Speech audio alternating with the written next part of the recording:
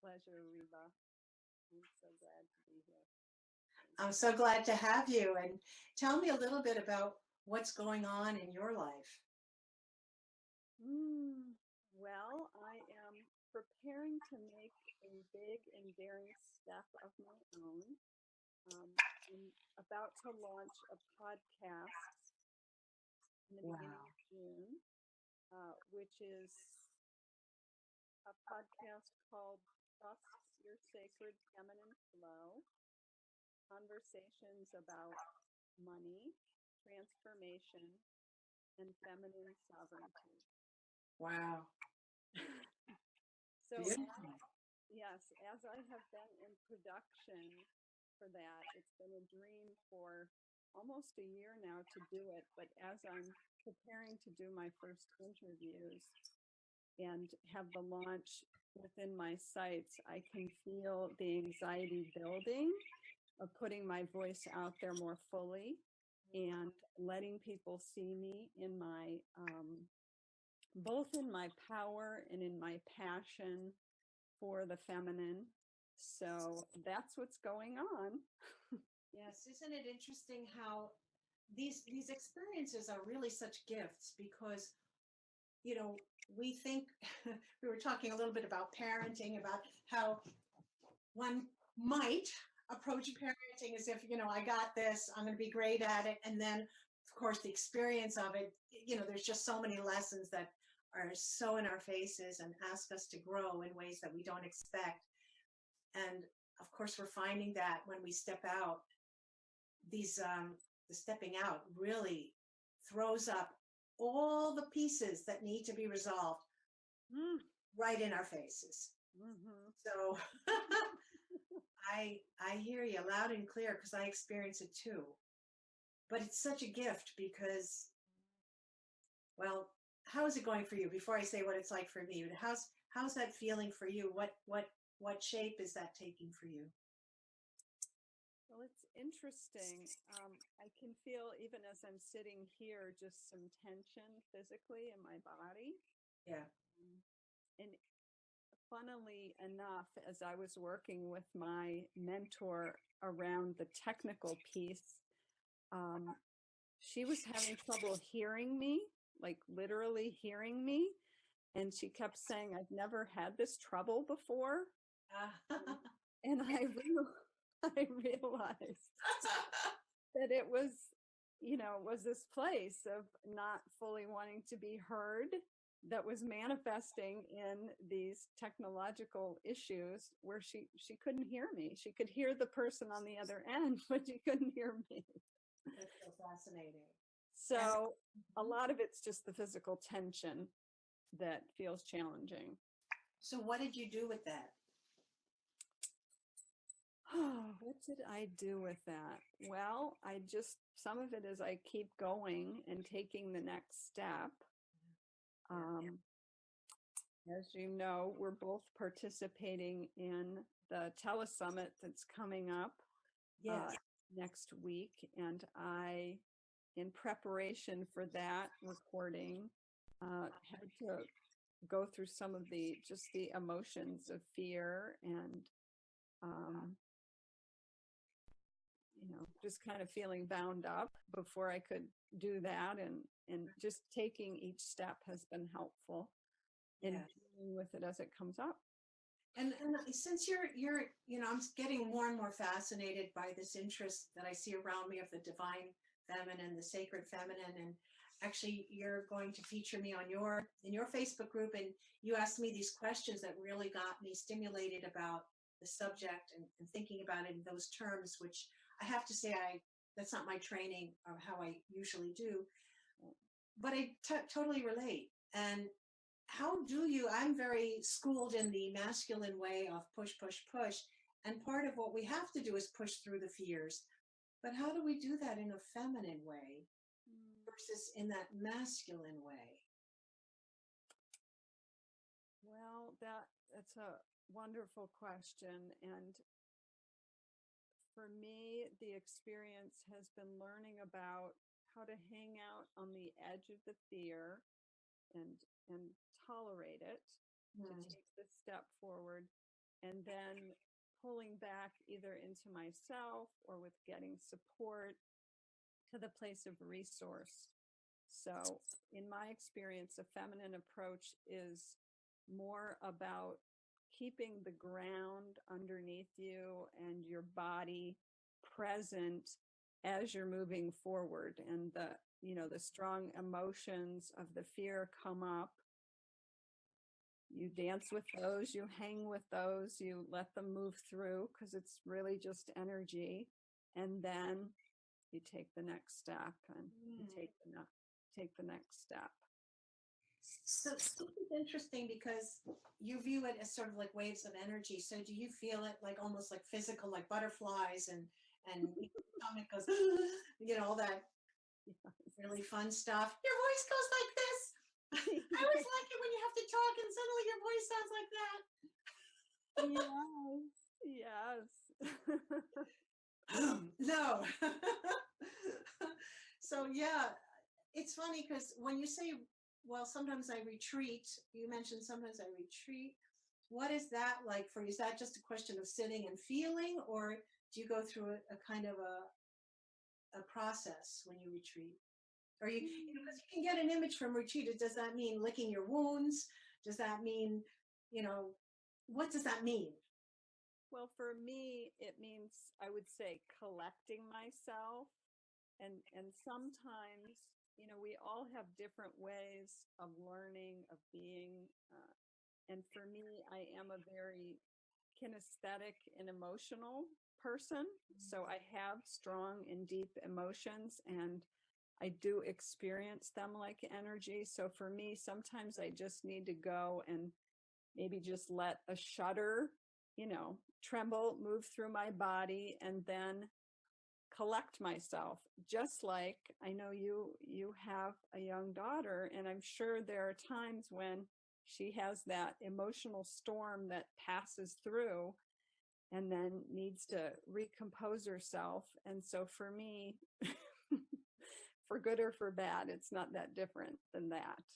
Yes. I always see a child who's upset in a way I see it as being knocked off center.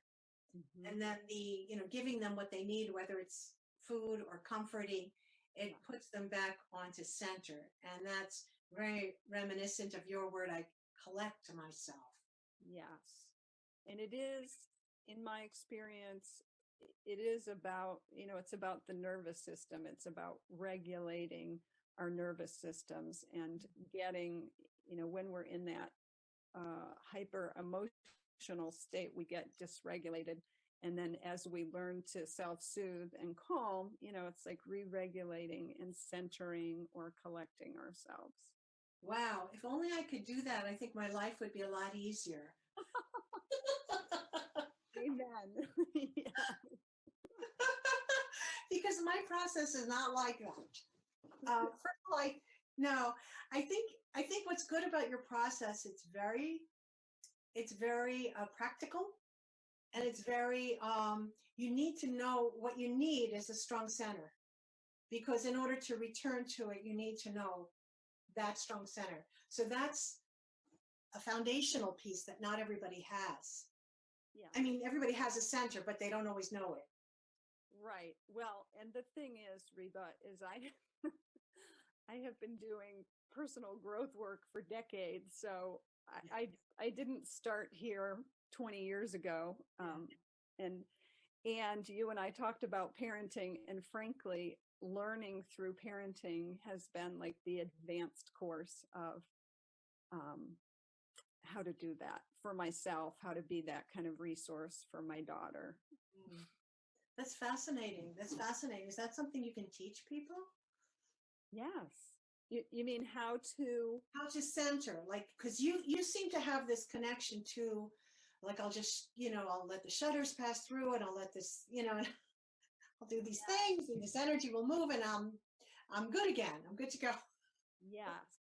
I have the resources back intact. Yes, absolutely. It is something that you can learn. And in my experience, I have worked with teachers who, I know you're familiar with somatic experiencing work.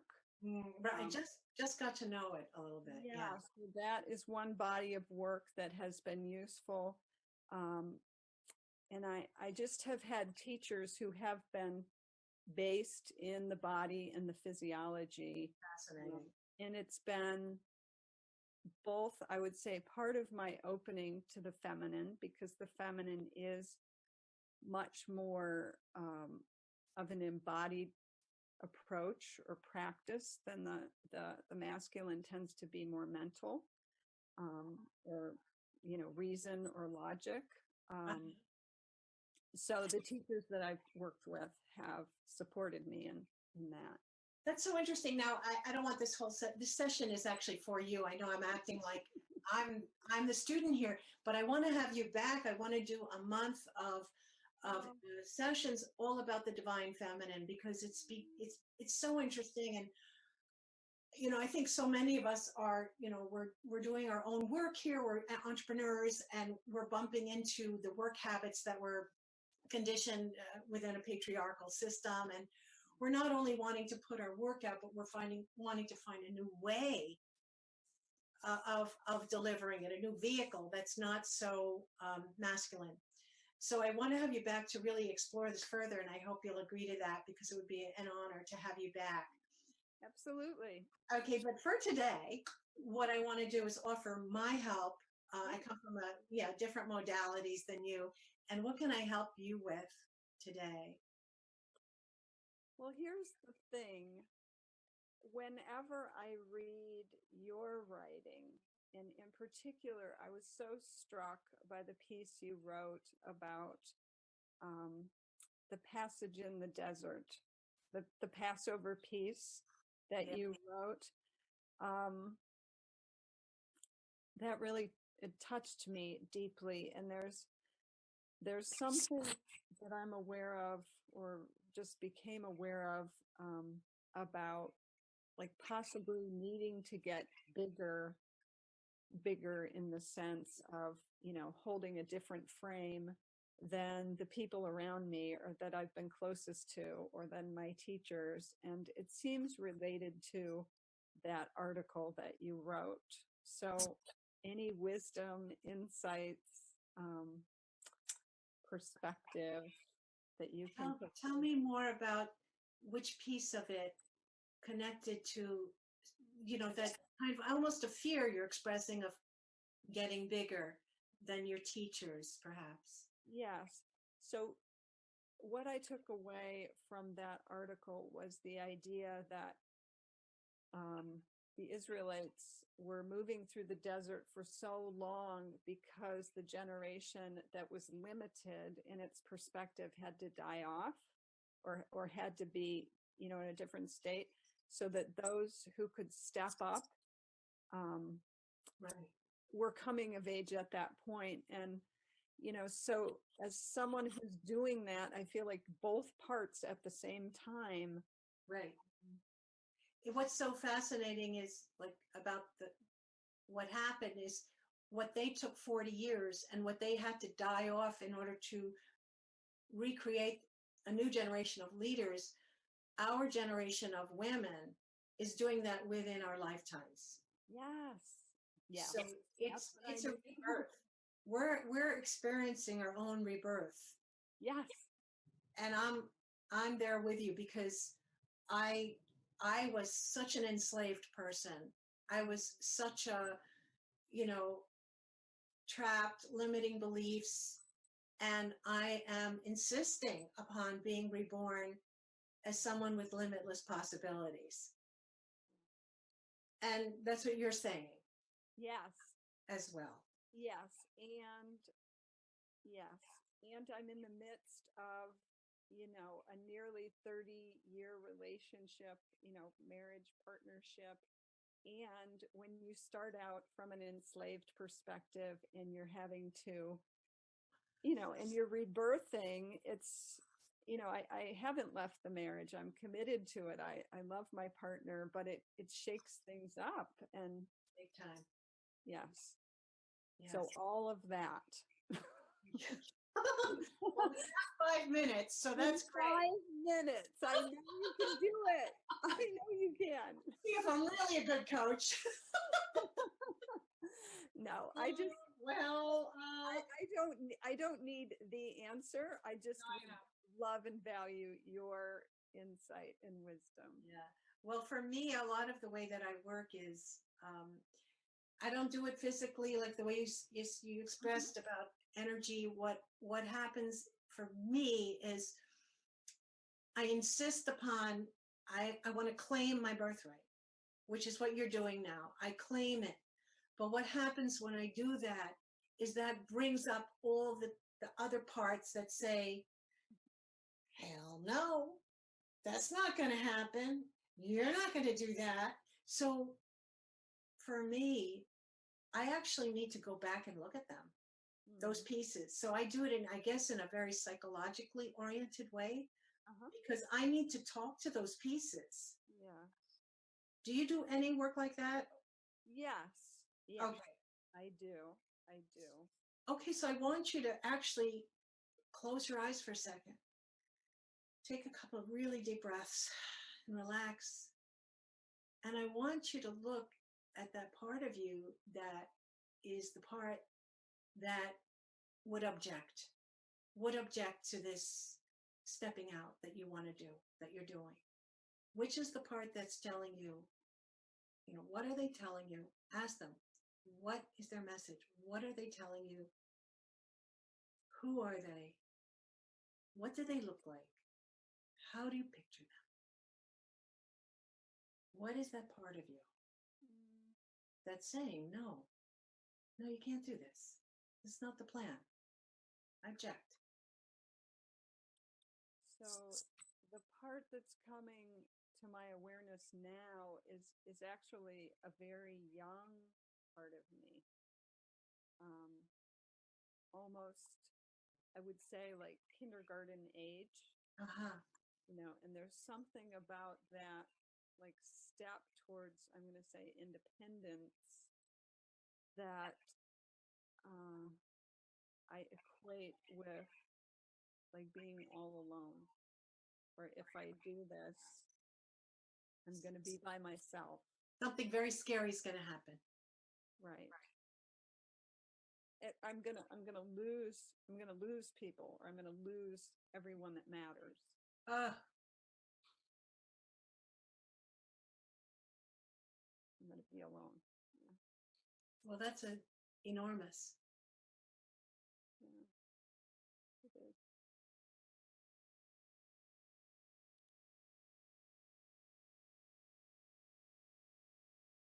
Yeah, and you might have gotten that fear, well, where do you think it came from? Because parents worry when their kids, don't do that. Don't, careful. Well, I certainly was raised in a very insular system, family system, and there was a lot about the need to be the same, feel the same, not step out. All right, I see. So yeah, that is such a strong message that you got, that you're going to lose your clan if you individuate. Right. Which I think is in some ways why that article is so impactful to me, because it's about clan. I mean, there's like some level that I didn't even know. Yeah. And it's so interesting because, you came here and you talked about, stepping into a role in terms of your career and your work. And then you also mentioned about your relationship. And here we are, they're so tied together, because if you do this work on your career, there's this fear that you're going to lose the people in your life if you step forward. Right. I think it's the child. Yeah. My child's fear. Yes. Yes. But your child is still, she's still there. It hasn't been resolved. She's still speaking up to protect you, don't do this because you need your family. She's saying, I don't want to be alone. Yes. Or not even, I don't want to be alone. She's saying, you don't want to be alone because she's managing you. Yeah. She's not you. She's part of you, but she's managing you. Yes. Right. And I do feel like she's the one that freezes. Like there is this freeze in me, like the fight, flight, freeze. She is the freeze. Like she freezes me, and then my voice gets like that. And yes. And she's doing it on purpose, and she's doing it really, really well. She's very effective and very powerful. She is. So, what would you, I want you to close your eyes again, and I want you to talk to her, and I want you to talk her down from this position that she has taken. Of course, she's doing it to help you. Right. So first and foremost, I can feel both my adult commitment to her and, just to let her know that I'm not going to leave her, and B, like the recognition that there are so many people in my life today, including my partner, who does support me, even though sometimes it's rocking his world. That they're like, to look around, like I can just feel this sense of like putting my hand on her back and saying, look around, look at all the people who love you and care about you and are cheering for you, cheering for me. She doesn't want that. She doesn't want them cheering for you. Because that means you're going to be doing this thing that's so scary. Well, I do think the fact that I'm not going to leave her. And what I learned recently was that I really need to honor her, meaning I need to stay in tune and not just kind of drag her along like we're doing this. Yeah. That I need to say, I know you're afraid, we're going to be okay, and I'm taking this next step. Good for you. Those are really powerful words. I think the three most important things to tell the little girl is, I'm sorry. Because for some reason she got the message that she's supposed to stand on guard like this. She's been working really, really hard, and she did it because she got the message that she's supposed to do it. Yeah. And the other really important one is, I forgive you.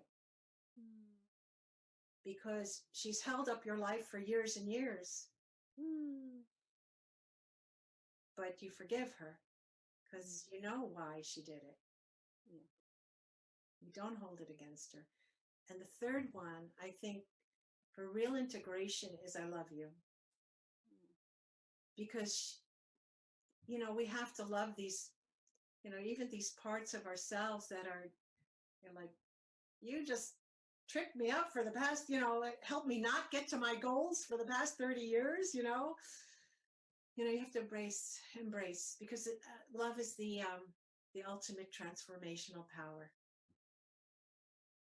Yes. And I can feel that. And I can feel my love for her. Yeah.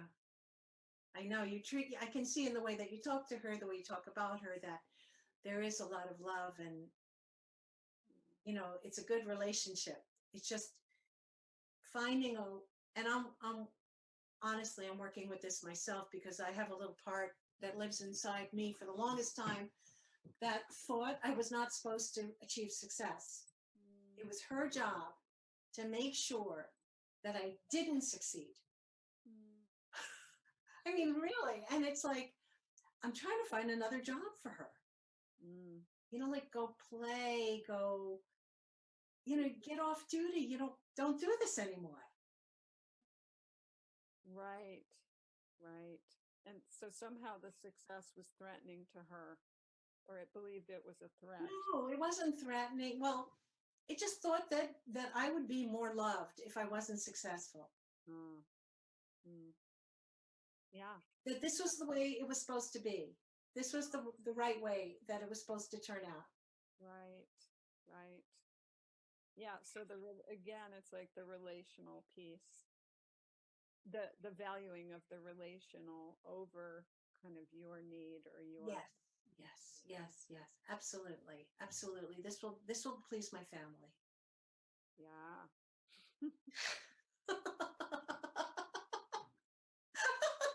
My gift to my family.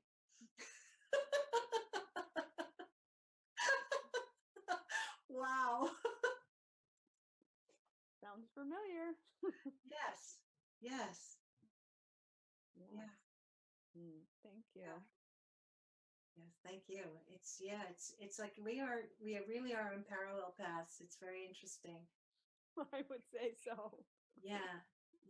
And for me, I just became very aware. I've done tons of work too, and I just became aware of this particular figure and in this particular position. Basically the position is like her nose pressed against a glass window, outside looking in. That's her position. And it's like, wow. How did you see yours? What position? What? I just saw her kind of standing alone. And again, I keep going back to this kindergarten idea of like standing on a sidewalk, by herself, a little bit kind of rigid, of like, I'm not sure I can do this. Yeah. Fascinating. Well, our time, unfortunately, went by very fast. So we'll have to wrap it up. If you want to take a second and just tell people where to find you, because you're also a working coach and author, and you're starting a new program. So why don't you say where people can connect with you? Absolutely. A few ways. My website is revolutionaryheart.com. And I do have a group on Facebook, which is called the Sacred Feminine Sisterhood. And it's for those of us that are practicing and exploring living the sacred feminine in our day-to-day lives. So would love to have people join me there and join you as well. And lastly, in June, you can look on iTunes for Trust Your Sacred Feminine Flow. Wonderful. The new podcast. That's so exciting. And it's been a tremendous honor to have you as my guest on the show. And I hope we'll see you here again. So thank you very much. And thank you to all our listeners as well for being our guests here on Paint Yourself into the Picture. To see more programs that I offer, please visit RebaLinker.com, where you can pick up the first chapter of Imagine Self-Love, my best-selling journal that will help you find your way to that love relationship with yourself. To be a guest on Paint Yourself into the Picture, please visit vcntv.com/paintyourselfintothe-picture/apply. I'd love to have you be my guest. Remember to like this video and leave your comments below, and join us again next week for another coaching session on Paint Yourself into the Picture. To watch the rest of this episode, click on the link below the video now if you're on YouTube. And if you're on Facebook, click on the Watch the Full Episode button when the video is done.